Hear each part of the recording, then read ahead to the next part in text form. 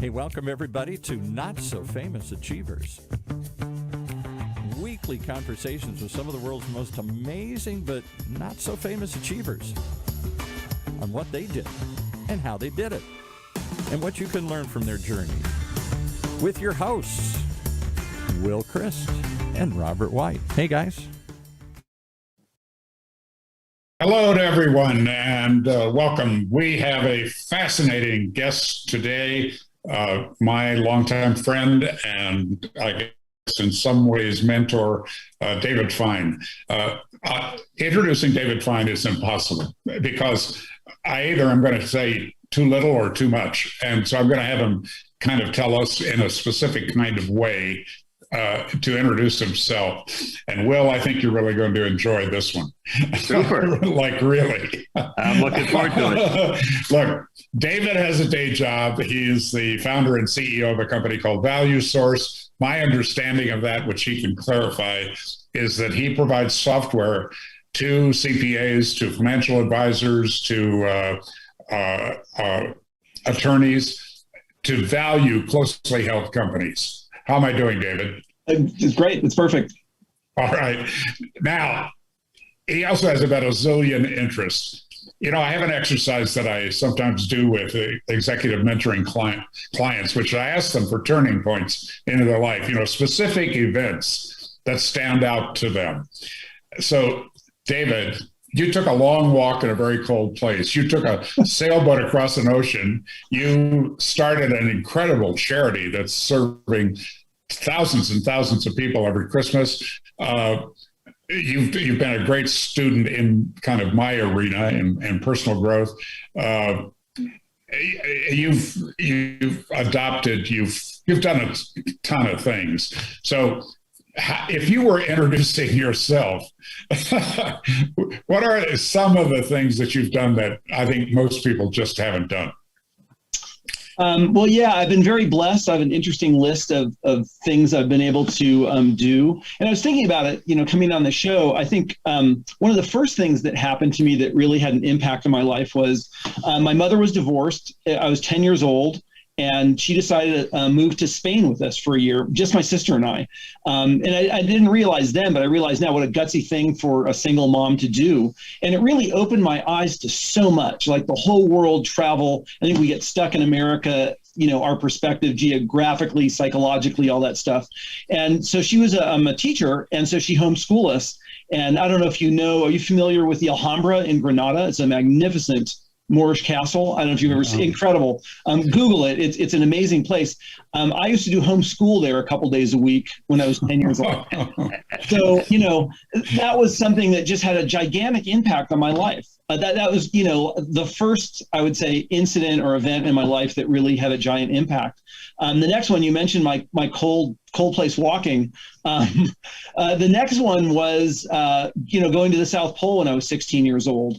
And when I was a Sea Cadet when I was 15, and I got the opportunity to go on an icebreaker for 6 months, which was a miraculous, incredible thing for a kid. I got to get out of high school for 6 months, which I think was half the reason I decided to go.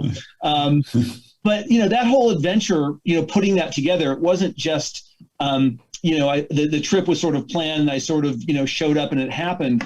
Part of it was that way. You know, the trip was 25,000 miles, Hawaii, Australia, New Zealand, Antarctica, Ushuaia, up the coast of South America. But at that point, I had been reading a lot about the early polar explorers, and they were fascinating to me. People like Amundsen and Byrd and Shackleton especially. You know, in the early 1900s, they were fighting to be the first person at the South Pole. So, you know, these guys sort of captured my imagination and created a dream. You know, the ship was going to the edge of the south of Antarctica, but that was like 800 miles away from the pole. So I wanted to find a way to get my butt to the South Pole. So in working with my father, we came up with the South Pole Project. It was really my first, I would say, entrepreneurial sort of adventure, you know, creating something that was way beyond my grasp, way beyond my reach, something that had a bit of magic to it. And so I ended up flying a U.S. flag at the South Pole to give to President Carter. And, you know, we convinced the Coast Guard and the Sea Cadets and the Navy that it was worth risking my life to send me to the South Pole. So that was my first entrepreneurial adventure, I think. And you got there? Yes, I got there. I was 16 years old. It was January 14th, 1977, and I flew a flag at the South Pole. It was 60 below zero, and I had absolutely the wrong clothing. If you have ever seen movies and videos about those guys that explore down there, they've got these giant red jackets with these big fur things, and these big boots, and these gloves, and these huge hats. Right? I was in like a gardening jacket and some leather gloves. So it was actually a bit dangerous, but luckily I was only there for about 30 minutes. And it's interesting. I remember the moment. I stepped off the plane on the South Pole, and it's like something happened. I had this crazy dream at 15 to go to Antarctica, and then I developed this bigger dream to get to the South Pole, and there I stood. I mean, it was one of those moments that I think shifted my whole psychology, my whole belief about what's possible, and my whole belief about going for things that you really have some heartfelt desire to do, but you may think is a stretch or impossible. Yeah, one of my mentors says, thoughts become things. Oh, yeah. Thoughts become things. And I sometimes get disappointed when we believe that there's something out there that we cannot do, or some social issue that we cannot solve, when that's not true. We are created to solve. Yeah, Well, absolutely. I think you can make an argument that we're created to create. Yes, absolutely. But that's maybe a longer discussion. Well, absolutely, and it's to me, the creation is the creation of the new solution. That's the entrepreneurial quest to create new value for a given set of products, services, or circumstances. So my relationship with David, so that I can come clean here, is that he graduated from the LifeSpring training, a company I founded many years ago and then later sold. And so we have that piece in common. But as I've gotten to know him personally and as a dear friend, part of my admiration for David and his lovely wife is that they launched something that's now called the Christmas Tree Project.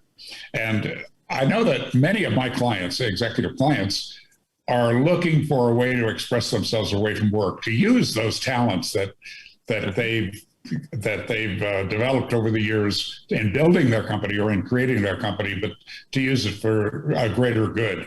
And David's an example of that. And a couple of years ago, I was thinking about, I'm wanting to support them beyond donating some things, and we'll tell you more about that in a moment, and some money, I thought I would help with publicity. So I wrote a press release and I submitted it to cable television. And so I don't remember the exact wording, but here goes something close. A Jewish guy with a Hindu wife and a Buddhist sister have created the Christmas Tree Project to help Christians celebrate Christmas. Nice. David, I mean, you've done amazing things with it, but can you just just for our audience, just do an overview of what's happened in the last few years? How many families have you served, and what are you really up to? For sure. Well, I think the story how it got started is also, to me, impactful. We gave away our own Christmas tree 10 years ago, and because we bought a new one, and we just put a one-line ad on Craigslist that said "free Christmas tree to a family with kids," and we got 20 responses in an hour. I'll never forget them, and they were touching. Single moms, wounded vets, boys' homes, people that were struggling with all sorts of issues. And it really touched us. So we found a family to give our tree away to. And my wife had $20 from her principal to do something good with. And she said, why don't we take that 20 and pitch in the rest and buy the boys' home a tree? And she said, I'll never forget this. She said, but we can't just buy a tree. We have to buy the ornaments and the lights and tinsels and candy canes and all that stuff. So I said, sure. So, back to Home Depot to buy another tree. And we showed up at the boys' home. And I never even realized there were boys and girls' home, dozens of them in Colorado Springs that have, sort of institutionalized foster care, court ordered, out of home. I never thought about that. How many kids are not living in their home because of one reason or another? And so we showed up, and I thought, these are sort of rough and tumble kids in the system, court ordered. I mean, do they really even care about a Christmas tree? Well, it turns out they deeply cared about a Christmas tree because it meant so many things. The symbol of a tree meant family. It meant normalcy. It meant having people that cared about you, all those things that we associate with holidays and Christmas. So they were deeply touched, and so were we. So we were having dinner with some friends, and we told them the story, and we'd given away 2 trees. So we half jokingly said, we have 18 left. And Yay! So they started, literally at the dinner table, bringing out their wallets and throwing $20 on the table, right? So we collected the few bucks that we got, and we bought, I don't remember, it was 3 more trees and gave it to, I remember there's one wounded vet who's a single dad with a couple of kids. And then the Gazette, the local paper down here, ran a story. I think it was December 12th. And they had a picture of the boys' home tree. And they had a little story about what we were doing. So that was December 12th.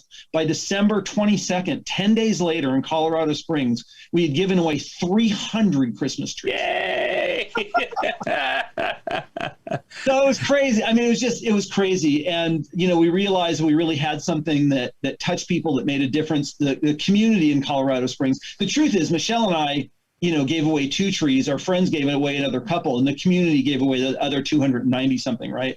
So it was a community thing, community helping community. And what was so interesting too is it was sort of after the financial crisis, people were struggling. I hadn't seen those people eye to eye. You hear about them, you read about them, but in your normal day-to-day travels, you don't see them eye to eye. So that had a gigantic impact on me, and also everybody else involved. The symbol of handing someone a Christmas tree, we learned, means so much. So anyway, it kept growing and growing, and Robert has been an incredible elf for all these years, donating his time, talent, energy, and support and love. And so we've given away over 4,000 Christmas trees around the country and around the world. Karachi, we gave away one, Sri Lanka, Nairobi, Warsaw. We're working on the international piece. That's a little more complicated.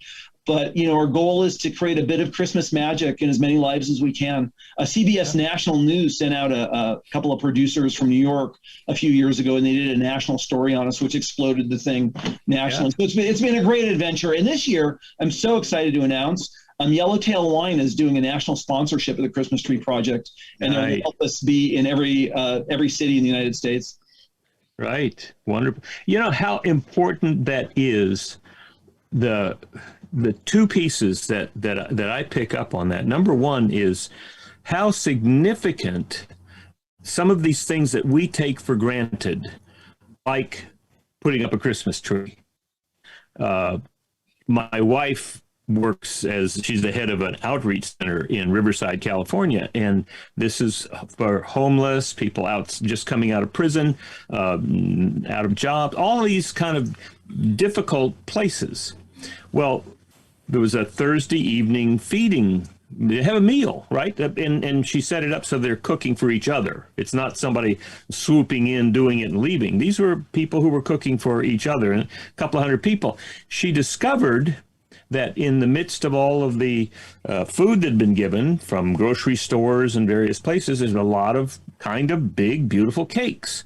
So she said, maybe we should have some birthday celebrations. So once a month, they got together, they figured out who was, and so they had a birthday cake, and 4, 5, 6 people birthday. And she discovered that there were people in that group who had never, ever had their birthday celebrated. And how significant that is, because that's one of the ways that we tell people we see you, we celebrate you.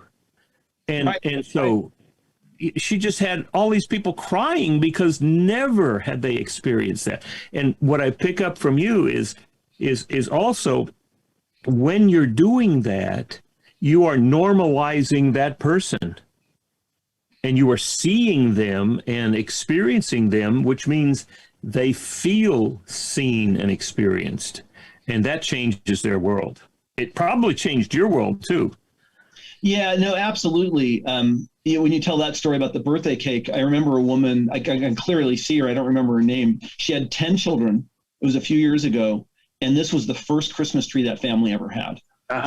Right? Yeah, it was amazing.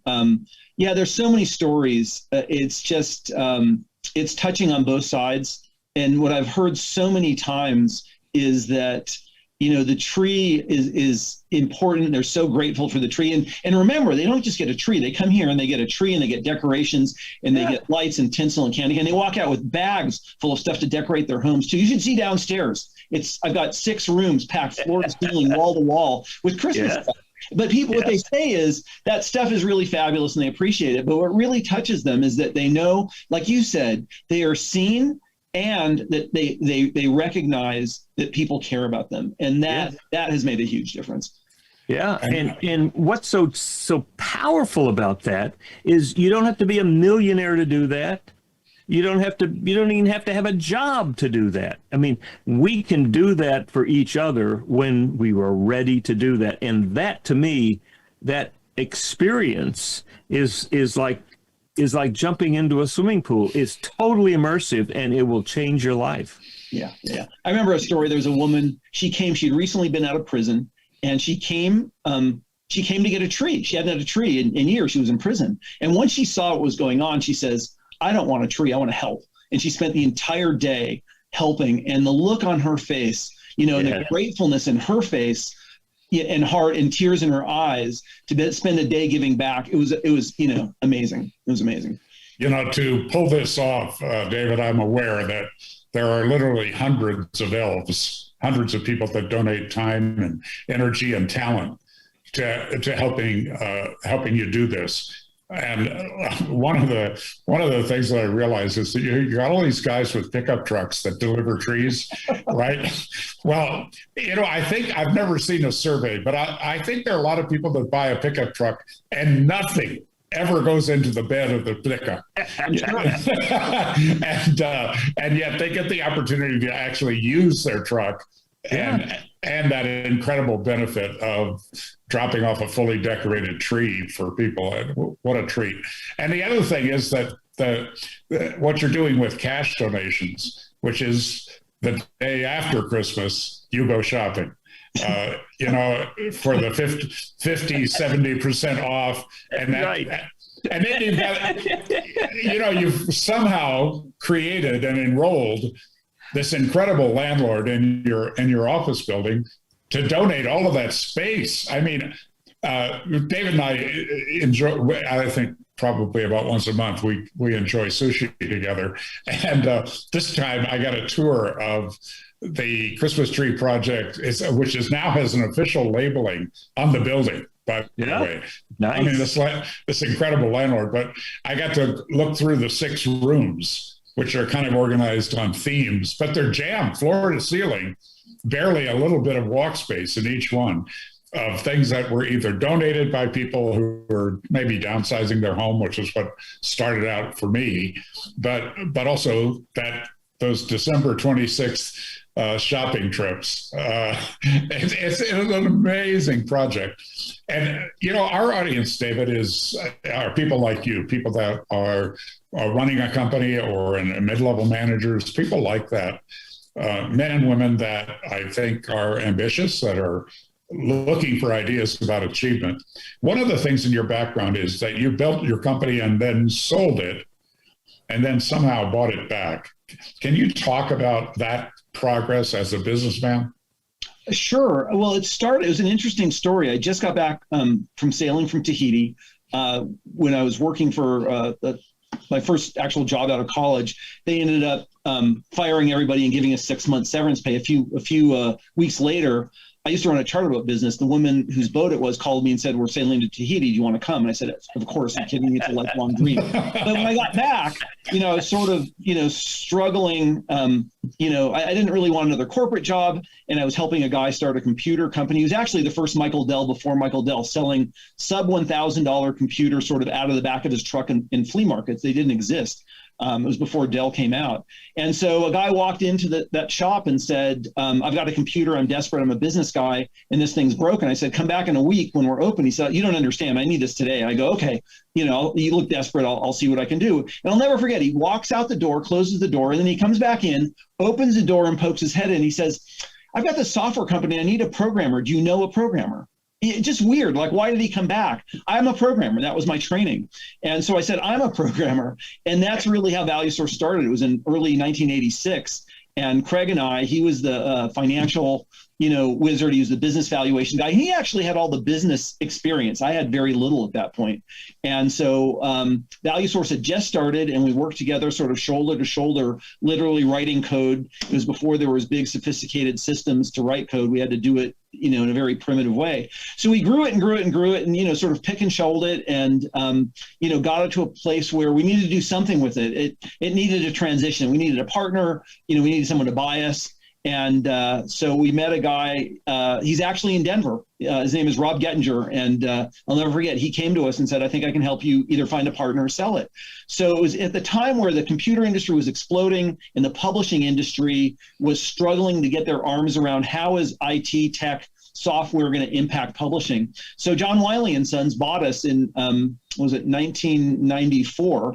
And so we moved to Colorado Springs. Their office building in Manhattan was completely packed. So we moved here, and I worked as their head of software, for about a decade. And they were a great company. I mean, I have to say, I really appreciated their culture. When I started with them, they were about 500 million. By the time I bought it back, they were about $1 billion. So they'd grown substantially, but they were a book publishing company. And, I remember, one example I use is we wanted to do something, hand out something different when people bought our software, some kind of an add-in or another flyer or something. And, somebody came back to me and said, you realize, the Wiley warehouse sends out $1 million a day in books. They're shipping $1 million a day in books. So for you ask for a change in the process down there, you have to understand, that's like not going to happen, So, there were some good things and there were some struggles because they were a book company. At one point, we both realized it'd be better for me to buy it back. So in 2004, I bought Value Source back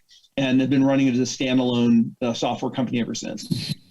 So now they bought Value Source and used the software for what was intended for? Well, I mean, did they use it to buy us? No. In other words, but I mean, did Wiley open up a business valuation arm or something with the software? Well, keep in mind they had they've got Wiley's is got a lot of books in a lot of different areas. They had a lot of professional books. They had a lot of business books, and they thought it would go along well with their professional books. So what they did is they kept us as a sort of a intact entity, and we produced software and sold it, with their help. I mean, some things were really helpful. Like, they would send out catalogs to a lot of people, and we would put software in the catalogs and get a lot more exposure. Value Source continued to grow as a business valuation software company within Wiley for 10 years. So they also bought a number of training companies. Well, So this was really for them was a profit play.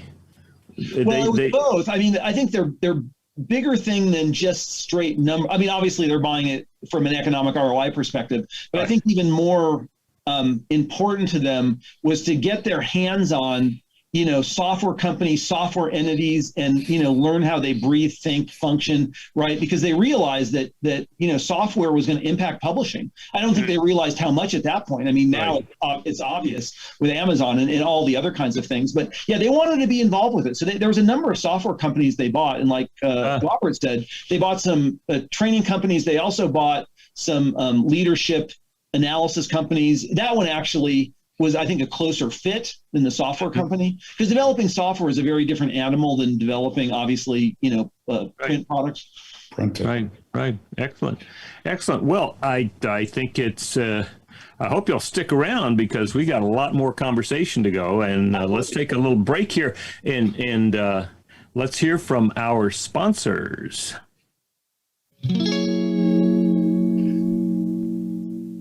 Well, we're going to give you one quick thought here that plays into what we've been talking about here today. Our two hosts have lived extraordinary lives and been extraordinary entrepreneurs, and Robert White, certainly one of them. He mentors extraordinary entrepreneurs and executives just like you, people who want better results from their leadership performance. He shows them how to turn those results into increased personal joy and satisfaction as well. Robert founded and led two large training industry success stories. He's been there and done that. and his experience will help you find and achieve that extraordinary success you seek in your life. So why wait? Reach out and see what Robert can do for you today. Just email him at robert@extraordinarypeople.com, robert@extraordinarypeople.com, and start living the extraordinary life you've earned.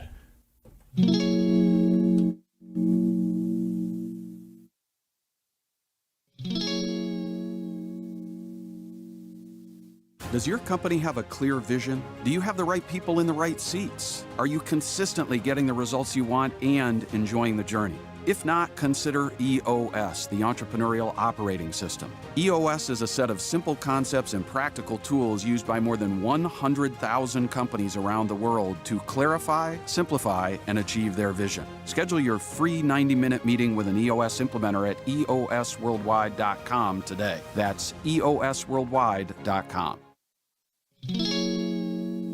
And now back to our show. Well, here we are. Looks like Robert has turned off his camera, but he'll be back shortly. So, David, tell me what, in addition to the Christmas tree project, what are you most excited about for the next 6 months? Well, I guess there's two pieces to that. At Value Source, we've been developing valuation software products, obviously, for a long time. One of the things that we developed early on, valuation software really conceptually is pretty simple. You know, think of a spreadsheet. There's a bunch of numbers. There's a bunch of data that goes into that. And then you need to create a report on the back end. And business valuation reports are complex. So we've developed report writers that automate that whole process. But it's only been done in the context of our software and our platform. So about a year ago, we created a standalone report writer. So imagine anybody that's doing a lot of number crunching, but needs to communicate that in a Word document to create some kind of a report around. So we have a new product that we call the Zap Report Writer, which automates, that whole process. So I'm really excited about that. We have an online business valuation application, which helps business owners value their own business online, or financial professionals help their clients do that.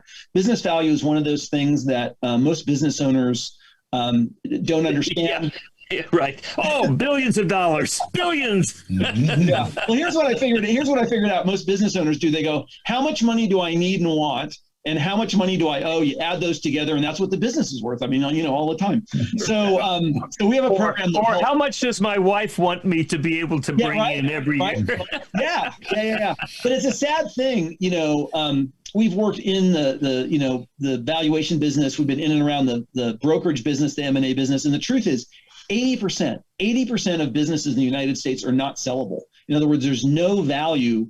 There's no value there. They can't sell them. So, and for a lot of those people, they really, didn't understand value to begin with.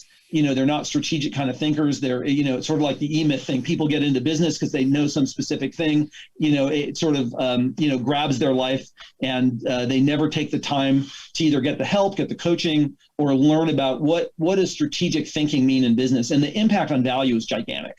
Yeah. Right.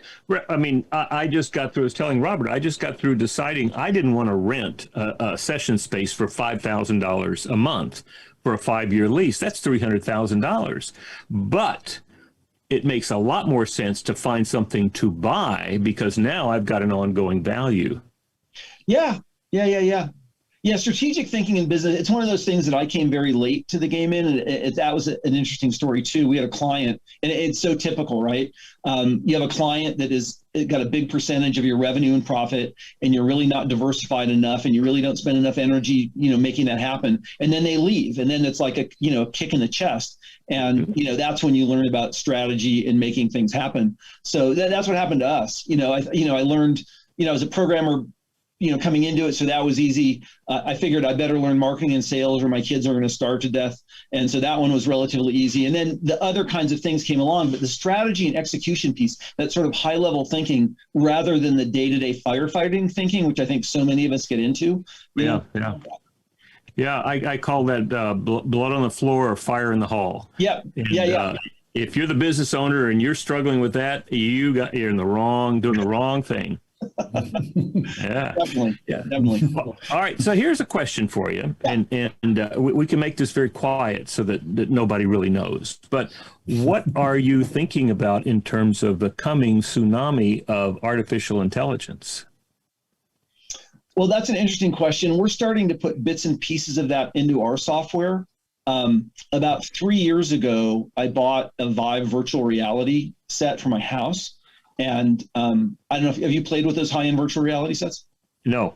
You must. Both, Robert, have you? I don't know if you have. To me, it's a must. For thinkers like you and thought leaders like you, it's a must. Not just because it's an absolutely incredible experience, which it is. I mean, I can't tell you how many times I've been sitting in my living room literally saying, wow, I'm on top of Mount Everest. Wow, face to face with a blue whale. But I think, the whole thing with virtual reality, artificial, augmented reality and artificial intelligence is going to be, it will be a tsunami. It will change the world tremendously. And I think virtual reality and augmented reality, along with AI, will bring things that we can't even imagine. Very soon here. It's interesting. I do some volunteer work in prisons, and they have AI and VR in prisons to teach welding. Right? There's a million examples of it. It was very cool. I have a friend that's a football guy, and he knows the guy he was the ex-manager for the Broncos, and they started a company to do virtual reality quarterback training. And their office happens to be in downtown Colorado Springs. So I was invited in, and I got to put on the headset and be a quarterback and learn. You know what I mean? It's like, it's a combination of AI and VR. It's just, I'm super excited about it. If I could work in the VR world and AI world, I would.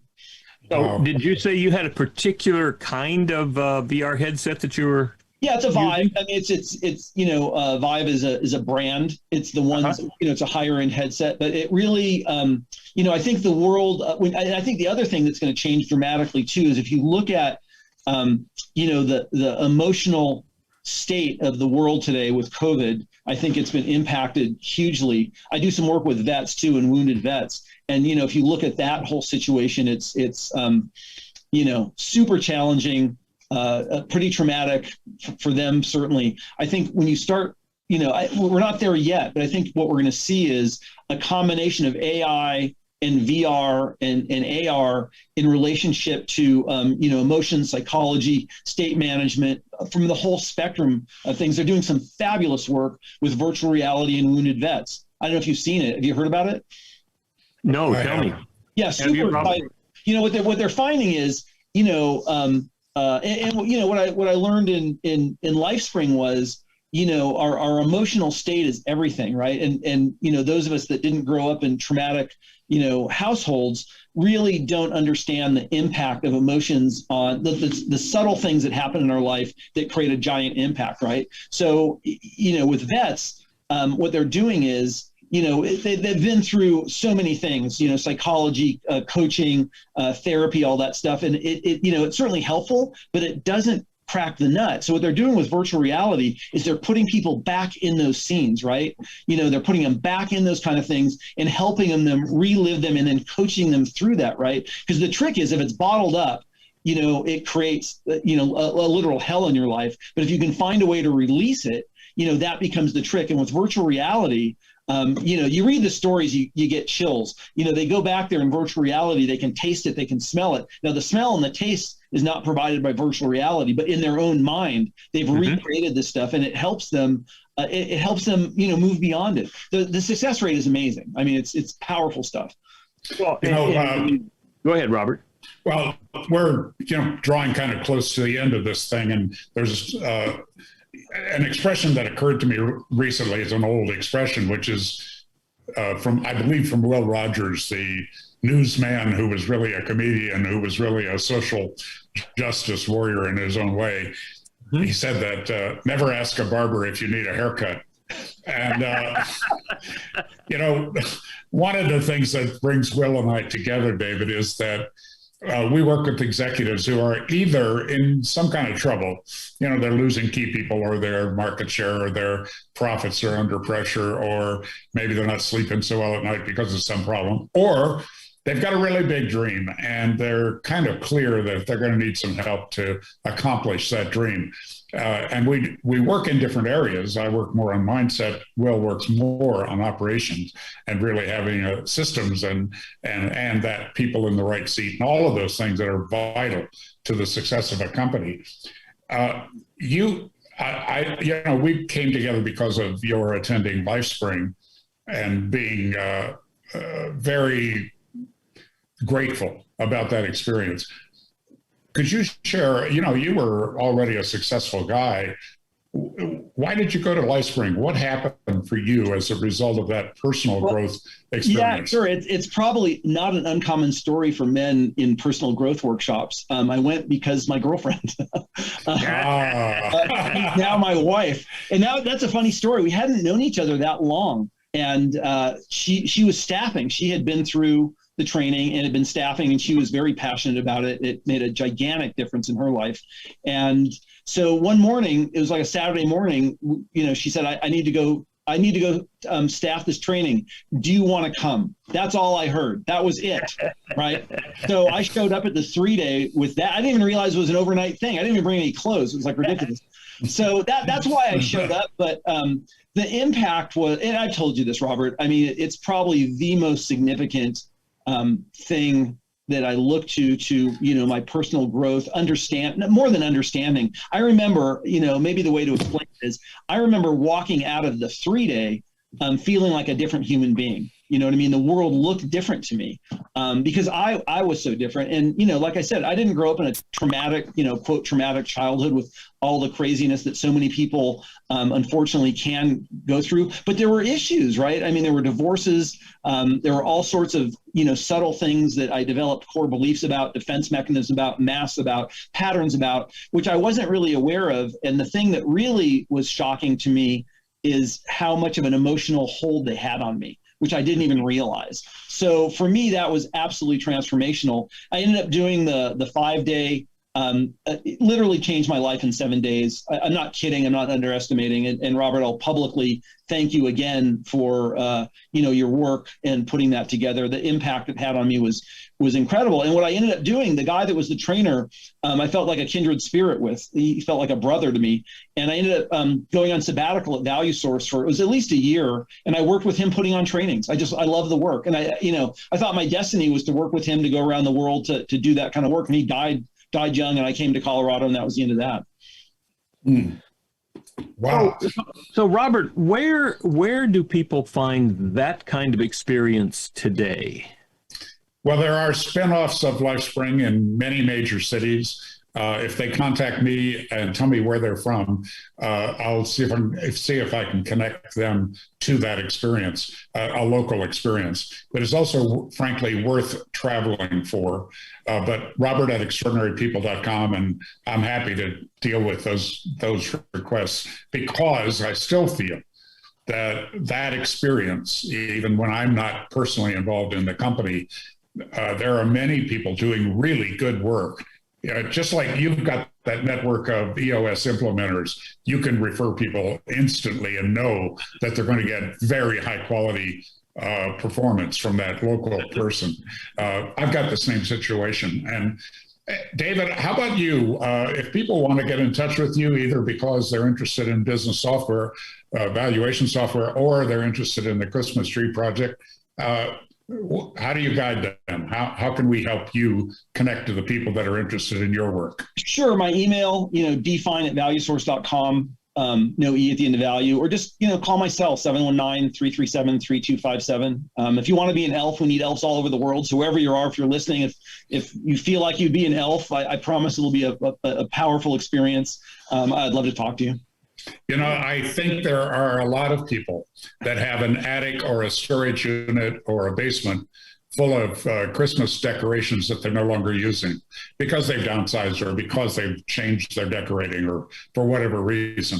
And so if they contact you, they can send that stuff to you and it's going to be used this year, right? Oh, absolutely. And I promise, the impact it has on people is beyond what you can imagine when you and most of these families too. I mean, we give, trees to lots of different kind of people, but a majority of them are, younger families with kids. And, when you think about the symbolism of Christmas and providing for your family, I've heard that again and again and again. When you can't do that, it is just painful. So when you can help them create some Christmas magic for their children, the impact is huge. In some cases, it does change their life. Well, and it feels so good to know that stuff that's been in storage is being used and putting delight on children's faces. Right. I'm speaking personally. I donated, one of the things I had, I had a very large home, and we collected these little village houses and things so you could do a Christmas village. And I donated it to David. What I didn't know is they kept it. I mean, you can tell the story, David. They kept it for a long time. Well, it was so beautiful. We get some amazing stuff, but some stuff is like over the top amazing. And as soon as it comes in the door, when I see something like that, I put it aside because it needs to go to a special person. And when you donated that I think it was a German Christmas village, if I remember right, yes. I immediately knew that there was no way I was just going to put it out. So it sat in my office for probably 2 years. And I remember the guy that came. He just got back from Iraq. He got hit with an IED. He was a mess. He'd been through all sorts of struggles. His wife had cancer, I think. She was German. They had a couple of kids in a house, and the Army had screwed up his transition from active service to whatever he was going to, and he had no money. He couldn't buy food. He couldn't pay the mortgage on the house. They were, struggling at every single level. And I remember him walking up the stairs. He was struggling walking up the stairs. He was like physically in pain. He was wounded, right? And his wife was German. As soon as I saw him, I knew that village was going to. And so I told him, and I told his wife, I said, I think I have something I think you'll like. And I'll never forget the tears streaming down her face when she saw it. Yeah. Oh. Well, look, I encourage people, and if you don't have an attic full of stuff, send the Christmas Tree Project some money. They use it very, very well. That's right. That's right. David, how would you like to wrap up today? I hope this was something that you enjoyed and found value in, but what do you have to say before we sign off today? Sure. Well, one, it's a pleasure to be with you guys, Robert. It's always a pleasure. I guess for me that I think the thing I've learned the most in the last 10 years is the thing, and you hear this all the time, is that giving back and making a difference will really make the biggest difference in our own lives. And I found that to be absolutely true in all the pieces. Being an ELF is my most honored title. That helps. I'm involved in 7 Habits for Incarcerated Vets.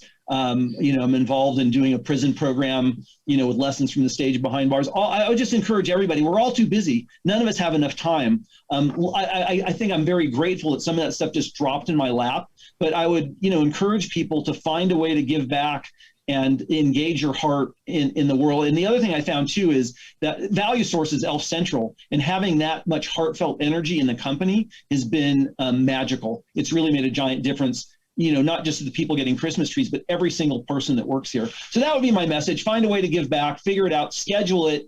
You'll never have enough time. You'll never have enough money. You'll never. So just do it. And find something that scares you a little bit too. Don't do something that's too safe, like writing a check to, some company that, that's great. I appreciate that. But find something that, really challenges you, excites you, and scares you a little bit. If you run out of things, take a flag to to Antarctica, right? The South Pole. Right. Great to meet you, David. Wonderful. You too. Will, can you wrap things up for us? Absolutely. I mean, to me, what we keep discovering is that people rediscover what we forget so often, that while we have gifts to build, we also have gifts to share. And it's when we get to that place where we've built a wonderful business, a wonderful home, a wonderful life, that then we can turn and not give to somebody who is less than us, but we really rediscover that they are just like us. And maybe in a different context, a different environment, a different set of traumas, a different set of experiences. But when we look them in the eye and listen to what they need, and from our resources can help share, it not only changes their lives, it changes ours, and it changes the world. And David, you are a world changer. Thank you.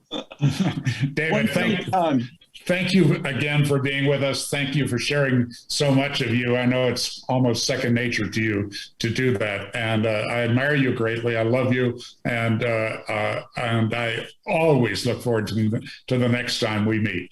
Absolutely. Hopefully it's soon. And I will too. I'd love to meet you too. Take care. Take care.